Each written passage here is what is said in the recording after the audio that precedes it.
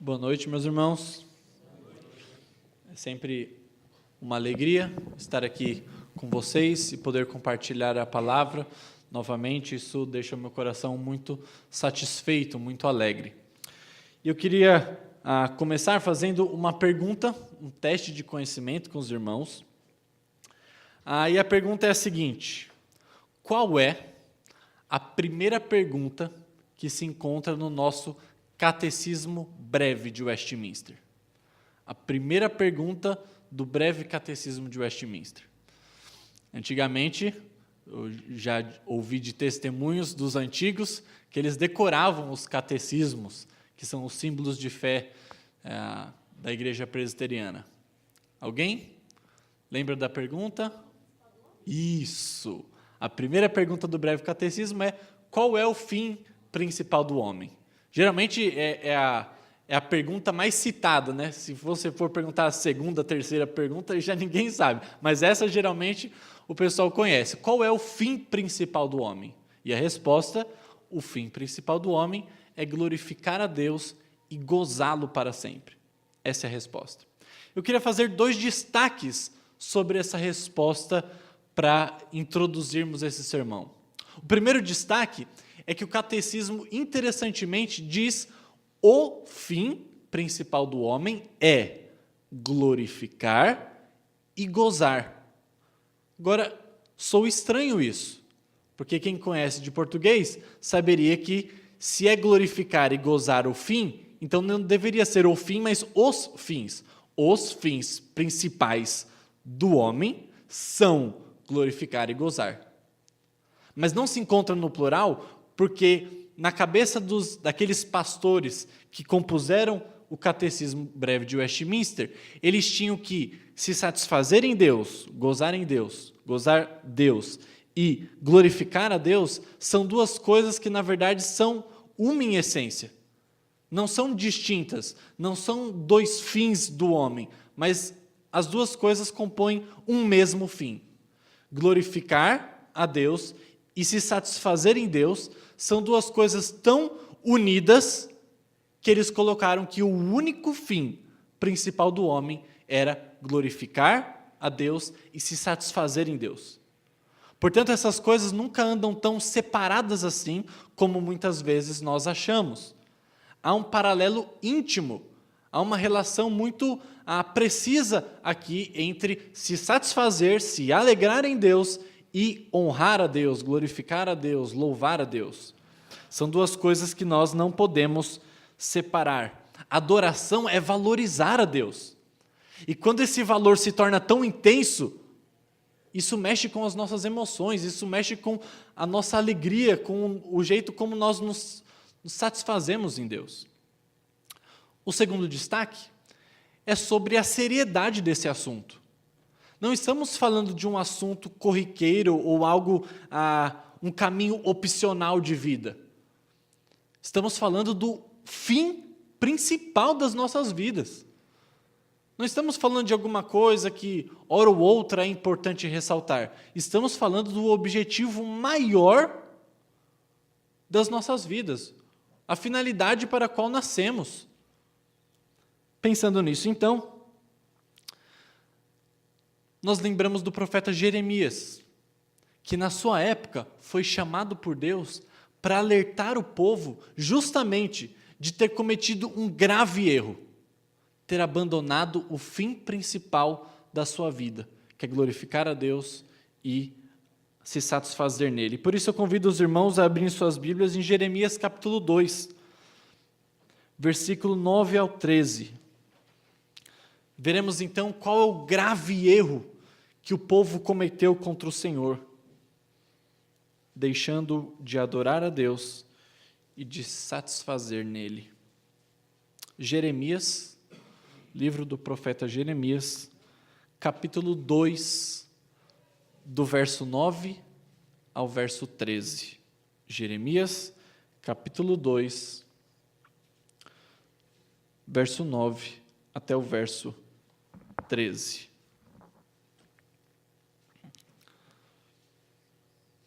A palavra de Deus nos diz assim: portanto, ainda pleitearei convosco, diz o Senhor, e até com os filhos de vossos filhos pleitearei.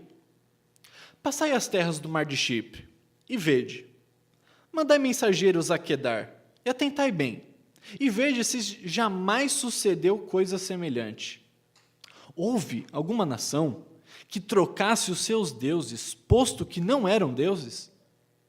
Todavia, o meu povo trocou a sua glória por aquilo que é de nenhum proveito. Espantai-vos disso, ó céus, e horrorizai-vos. Ficai estupefatos, diz o Senhor, porque 2 males cometeu o meu povo. A mim me deixaram o manancial de águas vivas e cavaram cisternas rotas que não retêm as águas. Até aqui. Contexto de Jeremias, esse trecho que vai do capítulo 2 até o capítulo 6, Jeremias começa então acusando o povo de ter abandonado o Senhor e ter trocado o Senhor por ídolos. Ele gasta um tempo principalmente no capítulo 2, deixando muito clara qual é a acusação contra o povo, especificamente de Jerusalém, na região de Judá, o reino do sul. Então, ele deixa muito claro qual é a acusação que Deus tem contra Judá. E aí, o capítulo 2, ele começa com Deus chamando Jeremias para proclamar aos ouvidos de Jerusalém, de Judá, que o próprio Deus se lembrava, quando Judá ainda era como se fosse uma jovem noiva, que acompanhava o seu marido, o Senhor, no meio do deserto. E naquela época, essa noiva confiava no seu marido, no seu Senhor, e tudo ia bem. E as coisas davam certo, e o Senhor protegia a sua noiva. Jeremias, capítulo 2, começa dessa forma. Até que então, quando tudo estando bem, a sua noiva resolveu, digamos assim, trocar a fidelidade ao seu marido por outros, por adultérios que não satisfariam as suas necessidades. E então, o próprio Deus começa a entrar em uma briga com o seu povo, em um litígio contra o seu povo. Tanto é que, se os irmãos perceberem, lá no versículo 5 desse capítulo, o próprio Deus começa a faz uma pergunta: que injustiça os seus pais viram em mim para trocarem de Deus assim, para trocarem de Senhor? Será que eu fiz alguma coisa de errado? Eu, o Deus que conduzi vocês pelo deserto, que libertei vocês da escravidão no Egito, será que eu fiz alguma coisa de errada para o meu povo me trocar por ídolos? E então a resposta óbvia é claro que não. O erro está no povo. O erro está na loucura do povo de trocar o Senhor por ídolos. E então o nosso texto começa dizendo que o próprio Deus pleiteará com o povo dele. Aqui a imagem, talvez pleitear não seja um verbo muito usado no nosso dia a dia, talvez seja muito desconhecido até. A ideia aqui é de Deus abrindo um processo legal, um juízo contra o seu próprio povo, uma imagem de um tribunal. E Deus está abrindo um processo contra o seu povo. Por isso ele diz: ainda pleitearei convosco.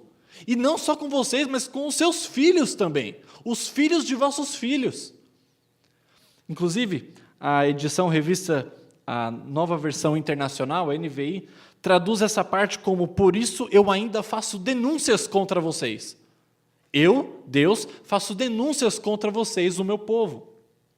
E então o versículo 9 é o anúncio de um processo que Deus abre contra o seu próprio povo.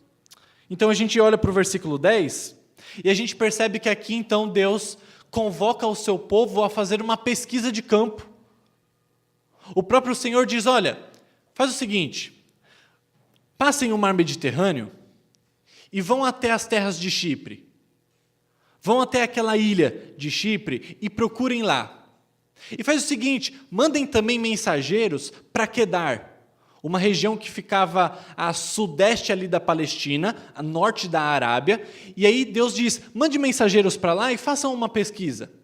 Vejam se entre essas nações pagãs, se existe algum povo, se existe alguma nação que tenha trocado o seu Deus, posto que não é um Deus, por algum outro objeto de adoração.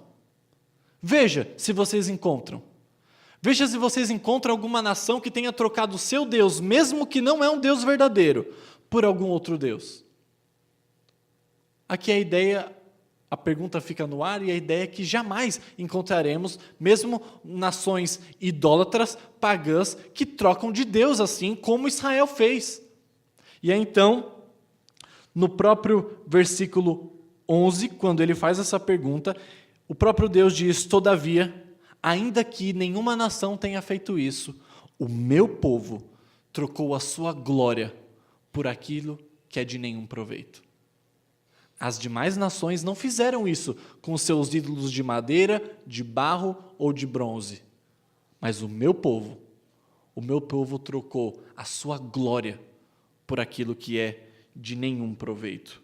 Na linguagem bíblica, glória costuma ser uma manifestação geralmente luminosa de Deus, que permite perceber de maneira sensível a presença do próprio Deus.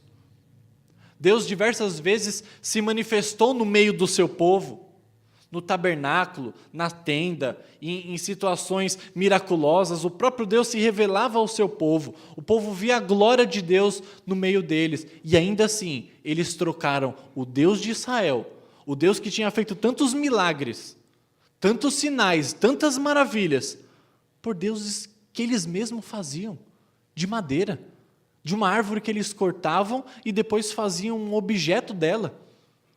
E aí, então, essa é a substância do processo que Deus está abrindo contra o seu povo. A substância do processo é que Israel trocou o seu Deus como nenhuma outra nação tinha feito. Israel trocou o seu Deus como nenhuma outra nação daquela época tinha feito. E aí, então, no versículo 12, é muito interessante. Nesse processo, nesse julgamento, Deus chama uma testemunha. Ele chama os céus por testemunha. Ele diz, céus, ficai estupefatos, espantai-vos, ficai horrorizados com tamanha tragédia, com tamanho crime que o meu povo cometeu. Ele chama os céus para olhar para aquela circunstância e diz, céus, ficai horrorizados disso. Sabe o que é interessante aqui? Não é a primeira vez que Deus chama os céus por testemunha. Se os irmãos se lembram, quando Deus, esse mesmo Deus, faz aliança com o seu povo lá no Monte Sinai, lá em Deuteronômio 4, em que lemos na liturgia, versículo 25 e 26, quando Deus faz aliança com o povo, um pouco antes de entrar na terra prometida, o próprio Deus diz para Moisés, olha, quando este povo entrar nessa terra, eu acabei de fazer aliança com esse povo, os céus estão por testemunha dessa aliança, mas quando esse povo entrar na terra, e esse povo começar a adorar outros deuses, e esse povo me rejeitar, eu tomo hoje os céus por testemunha, de que com efeito perecereis imediatamente. Há muitos anos antes desse episódio aqui em Jeremias, os céus foram tomados por testemunha da aliança que Deus fez com o seu povo. Os céus estavam lá presentes. Os céus ouviram toda a lei de Deus. Os céus ouviram o povo de Deus dizendo que obedeceriam à lei de Deus. Então aqui, muitos anos depois, Deus chama os céus novamente por testemunha e diz, céus, ficai horrorizados. O que eu disse aconteceu, o meu povo me trocou. Mesmo que por deuses falsos. Isso deve gerar espanto nos céus. Isso deve gerar horror, pavor. E então entra no último versículo do nosso texto, versículo 13, em que o próprio Deus acusa de uma maneira muito explícita e clara quais são os crimes, os males que o seu povo cometeu. E ele detalha dizendo que são 2. O primeiro deles é que eles deixaram a verdadeira fonte de alegria, de satisfação, de sentido, de salvação, de amor, de perdão. O povo deixou a verdadeira fonte de satisfação e trocou essa fonte. E o seu segundo crime foi porque trocou essa fonte por buracos que não podem ser enchidos. Buracos que não podem ser preenchidos com água, que é o que ele chama de cisternas rotas. Cisternas rotas que não podem reter águas. Cisternas rotas, numa região como a Palestina, que não é uma região conhecida por ter água abundante, se fazia necessários que cavassem buracos no chão e que esses buracos fossem revestidos de pedras com uma mistura de cal e areia, de maneira que essas pedras fossem impermeabilizadas. Então, quando havia chuvas, esses buracos eram preenchidos de maneira que as pessoas pudessem usar como reservatório de água. Isso eram cisternas. E o que ele compara essas cisternas rotas, que eram cisternas quebradas, rachadas, isso é ser uma cisterna rota, porque ela não consegue reter a água que está ali dentro, essa água escoa. E ele diz: vocês trocaram um manancial de águas vivas, ou seja, uma fonte que jorra água cristalina, uma fonte que jorra água fresca, uma fonte que jorra água sem parar, não precisa da chuva, a fonte tem água o tempo todo. Vocês trocam uma fonte, um manancial de águas vivas, de água corrente, com água limpa, por uma cisterna rota, por uma cisterna quebrada, por um buraco que não consegue juntar água. Agora, o que é pior de tudo isso é que se a gente pensar na analogia de uma fonte, de um manancial de águas vivas e uma cisterna, ainda que essa cisterna fosse uma cisterna boa, uma cisterna que não deixa a água escapar, ainda que essa cisterna conseguisse acumular águas nela, ainda assim não se compara a qualidade de uma água da chuva, que entra em contato com areia, que entra em contato com outras coisas, que deixa a água poluída, água parada, água que ficaria turva, com uma água nascente, uma água que não depende da chuva, uma água que, pelo seu muito correr, ela é transparente, ela é cristalina, ela é fresca, uma água boa para se beber, uma água que não tem fim. Não se compara uma fonte com uma cisterna. Só que a comparação é ainda pior, porque o Deus fala que essa cisterna que eles trocaram é uma cisterna quebrada, é uma cisterna rachada. Por isso os céus deveriam ficar horrorizados. Por isso que isso deve gerar espanto. Como alguém, em plena consciência, troca uma fonte por uma cisterna e essa ainda rachada, quebrada? Mas foi isso que o povo fez. O povo trocou. E essa analogia é muito importante porque, de novo, ela nos remete à relação entre satisfação e adoração. Percebam que o povo somente trocou de Deus, o povo somente começou a adorar ídolos depois que Deus já não era mais a satisfação dele. Eles só construíram uma cisterna rota, uma cisterna que não retém água, depois que eles deixaram um manancial.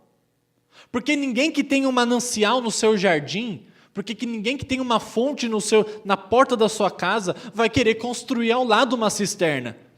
Eles primeiro abandonaram o Senhor como uma fonte de satisfação, para depois, então, eles terem construído uma cisterna, que pelo contexto aqui, ela é comparada aos ídolos de madeira, aos ídolos de barro, aos ídolos que eles mesmos fizeram.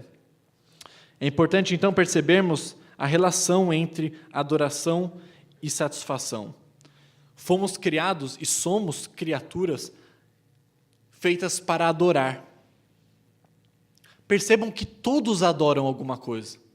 Não há ser algum nessa face da terra que não dobre os seus joelhos em adoração a alguma coisa. Às vezes essa alguma coisa pode ser um time de futebol, mas é uma adoração.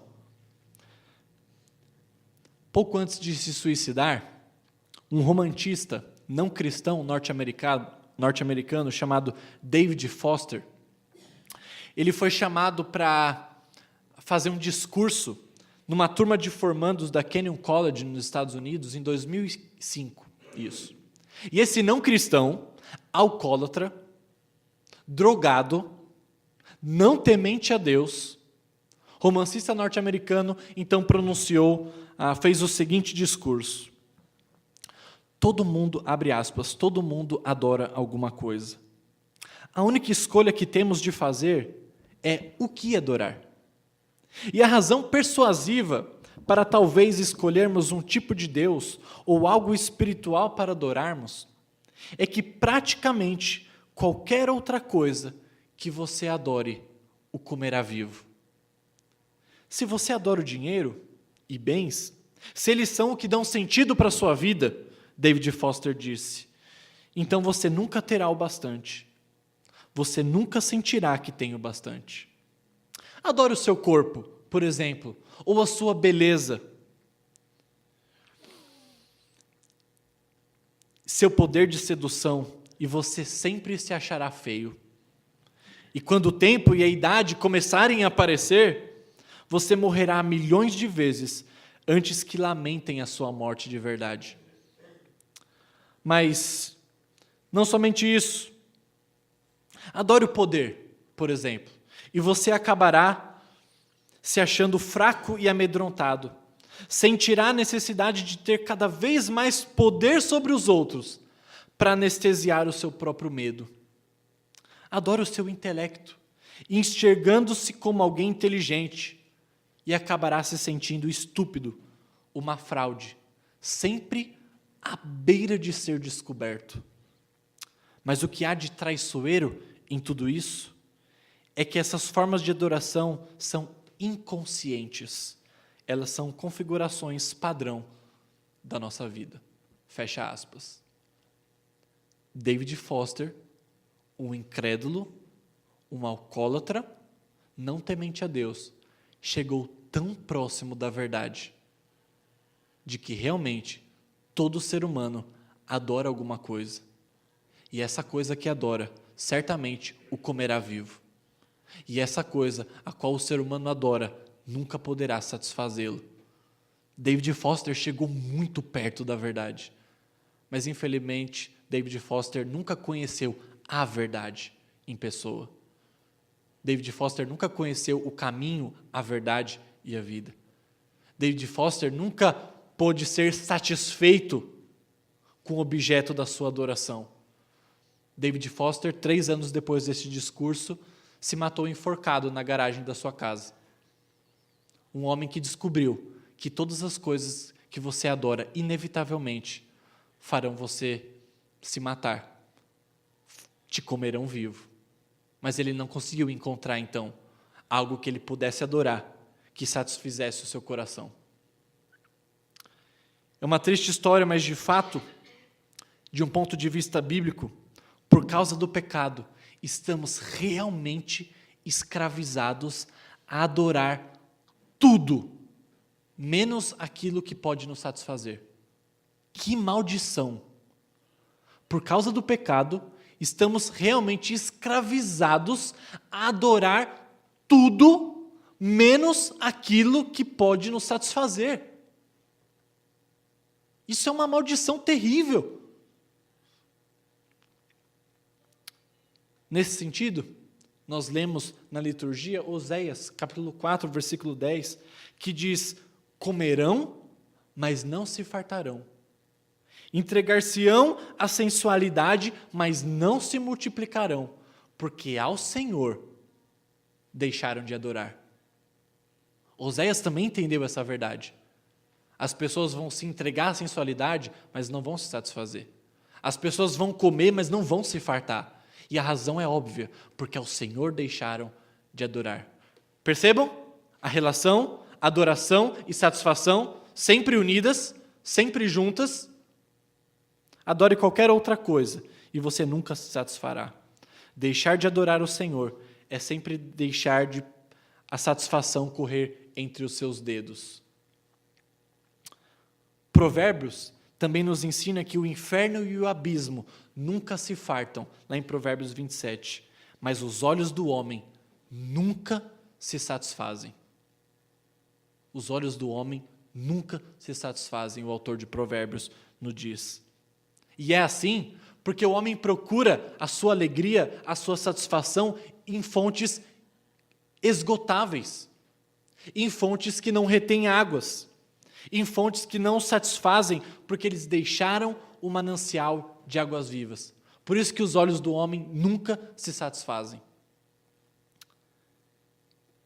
C.S. Lewis, talvez muitos irmãos o conheçam por ser aquele escritor do livro O Leão, a Feiticeira e o Guarda-Roupa, as Crônicas de Nárnia. C.S. Lewis, certa vez, escreveu o seguinte: se encontro em mim um desejo que nenhuma experiência deste mundo pode satisfazer, a explicação mais provável é de que fui criado para um outro mundo. Se encontro em mim um desejo tão intenso que nenhuma experiência deste mundo pode satisfazer, é muito provável que eu tenha sido criado, então, para um outro mundo. Meu coração não encontra satisfação nessa terra, é porque eu não fui feito para buscar satisfação em coisas desta terra. Da mesma maneira, Santo Agostinho, século IV depois de Cristo, escreveu o seguinte, se referindo a Deus: fizeste-nos para ti, e inquieto está o nosso coração, enquanto não repousa em ti. Fizeste-nos para ti, Senhor, mas inquieto está o nosso coração, enquanto não repousa em ti. Poderíamos parafrasear Santo Agostinho dizendo: fizeste-nos para o manancial de águas vivas, mas continuaremos sedentos enquanto não bebermos dessas águas. Vem cá, será que o nosso coração está satisfeito em tudo que Deus é para nós? Será que temos encontrado esse deleite, esse prazer, essa satisfação em tudo o que Deus é? Estamos saciados? Encontramos em Deus o nosso repouso último? Creio que assim como o povo de Judá, nós também procuramos a nossa satisfação em outras coisas que não em Deus. Talvez nós temos procurado a nossa satisfação no dinheiro. Ou não no dinheiro, mas talvez no que o dinheiro pode nos comprar. Talvez temos procurado a nossa satisfação na segurança.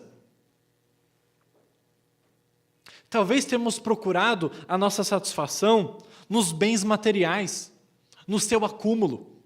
Talvez numa casa própria, talvez num carro próprio, ou em coisas menores, uma roupa, um tênis, um celular. Talvez estejamos procurando a nossa satisfação nessas coisas. Ou talvez estejamos procurando a nossa satisfação em fama. Talvez um cargo na empresa, uma posição, às vezes até na igreja. Talvez estejamos procurando a nossa satisfação em amizades, em reconhecimento, talvez até em realizações, viagens. Talvez temos procurado a nossa realização no nosso cônjuge, no nosso namorado, namorada. Talvez temos procurado em relacionamentos, até nos estudos. Talvez estejamos procurando a nossa satisfação. Talvez no conhecimento. Alguns até encontram na política. Procuram lá. Talvez estejamos procurando a nossa alegria e satisfação no esporte. Ou nos jogos, sejam de videogame, computador, celular. Talvez estejamos procurando em momentos de lazer a nossa satisfação. Talvez estejamos procurando na saúde. Se tiver saúde, está tudo bem. Talvez estejamos procurando no sexo ou na beleza. São tantas as coisas em que nós temos procurado satisfação. E todas essas coisas a Bíblia chama de ídolo. são os nossos ídolos atuais. Nós não fazemos ídolos mais de madeira, de barro ou de bronze, mas temos os nossos ídolos. Percebam, todas essas coisas fazem parte do mundo criado por Deus. Todas essas coisas têm em si uma natureza boa, porque Deus as fez, Deus as criou. Mas a partir do momento em que nós procuramos nessas coisas satisfazer-nos, procuramos nessas coisas algo que nós só podemos encontrar em Deus, então essas coisas passam a ser chamadas de ídolos. E essas coisas roubam a nossa satisfação, essas coisas roubam a nossa alegria, porque são cisternas rotas que não retêm as águas. São ídolos atuais. Por isso, meus irmãos, somos da mesma forma que o povo idólatras. E nós merecemos o julgamento justo de Deus, como o povo merecia, porque temos abandonado o nosso manancial de águas vivas. Esse texto não fala de um povo que já morreu há muito tempo. Esse texto fala de nós. Esse texto fala de mim, esse texto fala de você. Mas eu quero lhes dizer que Deus, na sua muita misericórdia, prometeu por meio de Isaías, 700 anos antes da vinda de Cristo, o seguinte, Isaías 55. Todos vós, os que tendes sede, vinde às águas, e vós os que não tendes dinheiro, vinde, comprai e comei. Sim, vinde, comprai, sem dinheiro, sem preço, vinho e leite. Por que gastais dinheiro, povo meu, naquilo que não é pão? E o vosso suor naquilo que não satisfaz? Por que vocês fazem isso? Ouvi-me atentamente, povo meu, comei o que é bom, e vos deleitareis, e vos satisfareis com finos manjares. Inclinai os ouvidos, e vinde a mim. Ouvi a vossa alma, e ela viverá. Porque convosco farei uma aliança perpétua, na qual consiste das fiéis misericórdias prometidas a Davi. E o texto termina. 700 anos depois, Deus manda o seu Filho. Deus manda Jesus Cristo. Prestem atenção no seguinte, o mesmo céu que estava lá no Monte Sinai, por testemunha da aliança que Deus fez com o povo, o mesmo céu que aqui em Jeremias se encontra como testemunha do pecado e do crime que o povo cometeu contra Deus, é o mesmo céu que o evangelista Mateus diz que presenciou a morte de Cristo. O mesmo céu foi testemunha da morte de Cristo, e o evangelista diz que o céu se escureceu. O mesmo céu que foi testemunha lá na aliança, e que presenciou o crime de Israel, é o mesmo céu que presenciou o sangue de Cristo sendo derramado na cruz, por conta da nossa maldição, da quebra da aliança. O céu acompanhou a história inteira. A terra estremeceu e o céu escureceu, testemunhando aquele momento. E Deus fez com que a maldição da quebra da aliança caísse em Cristo, e o céu estava lá por testemunha. Cristo é a nossa volta para o manancial de águas vivas. Como ele mesmo disse lá em João 4, aquele, porém, que beber da água que eu lhe der, esse nunca mais terá sede. Pelo contrário, a água que eu lhe der, será nele uma fonte para jorrar para a vida eterna. 2 capítulos depois, em João 6, o próprio Jesus disse, eu sou o pão da vida. O que vem a mim jamais terá fome, e o que crê em mim jamais terá sede. 1 capítulo depois, João 7, o próprio Jesus disse, se alguém tem sede, venha a mim e beba. E no último livro da Bíblia, em Apocalipse 21, o próprio Jesus disse, tudo está feito. Eu sou o alfa, eu sou o ômega. Eu sou o princípio e eu sou o fim. Eu, a quem tem sede, darei de graça da fonte da água da vida. Portanto, meus irmãos, o antídoto infalível, o remédio infalível para a nossa idolatria é satisfazer-se plenamente com tudo o que Deus é para nós em Cristo. O remédio para a nossa idolatria é a satisfação em tudo o que Deus é para nós na pessoa de Jesus Cristo. Quando Cristo for tudo o que nós temos, então consideraremos o resto como nada. Não sentimos falta de cisternas rotas quando no nosso jardim temos um manancial de águas vivas, uma fonte que jorra água cristalina. Não sentimos falta de cisternas rotas. Da mesma forma, Paulo escreve aos Filipenses: sim, deveras considero tudo como perda, por causa da sublimidade do conhecimento de Cristo Jesus, por amor do qual eu perdi todas as coisas, mas eu as considero como esterco, como refúgio, para ganhar a Cristo, que é incomparavelmente melhor. Ninguém sente falta de uma cisterna rota quando tem um manancial de águas vivas. Jesus é a nossa fonte de vida. Jesus é a nossa fonte de perdão. Jesus é a nossa fonte de salvação. Jesus é a nossa fonte de amor. Jesus é a nossa fonte de justiça. Nós não queremos e clamamos tantas vezes justiça. Jesus é a nossa fonte de justiça. Jesus é a nossa fonte de paz. Jesus é a nossa fonte de sentido para a vida. Jesus é a nossa fonte de esperança. Jesus é a nossa fonte de consolo. Jesus é a nossa fonte de inspiração, de motivação. Jesus é a nossa fonte de alegria.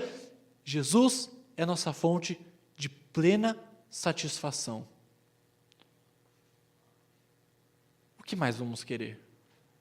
Onde mais vamos procurar satisfação? Meus irmãos, como precisamos experimentar Cristo como nosso manancial de águas vivas? Como isso mudaria as nossas vidas? Como isso mudaria nossa família? Como isso mudaria nossa igreja? Como isso mudaria nosso país? Como isso fecharia cisternas rotas de idolatria no nosso coração? Como Deus seria adorado quando Cristo fosse a razão plena da nossa satisfação? Satisfação e adoração têm tudo a ver uma coisa com a outra. Devemos adorar a Deus de maneira perfeita quando nós encontrarmos em Cristo o nosso manancial de águas vivas. Eu queria terminar orando com os irmãos, o Salmo 42. Gostaria que os irmãos abrissem suas Bíblias no Salmo 42, verso 1 e 2.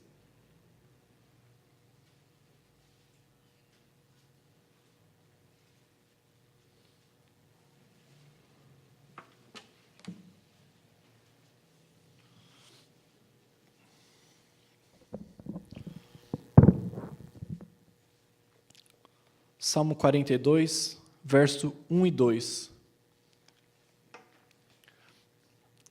Oremos assim: Deus, como suspira a corça pelas correntes das águas, assim por ti, ó Deus, suspira a nossa alma. A nossa alma tem sede de Deus, do Deus vivo. Quando nós iremos e nos veremos perante a sua face? Senhor, perdoa o nosso pecado. De fato, temos procurado nossa satisfação em coisas deste mundo. Temos o nosso coração inquieto. Somos tão loucos que trocamos o Senhor por cisternas rotas. Trocamos o Senhor por ídolos que jamais podem nos satisfazer.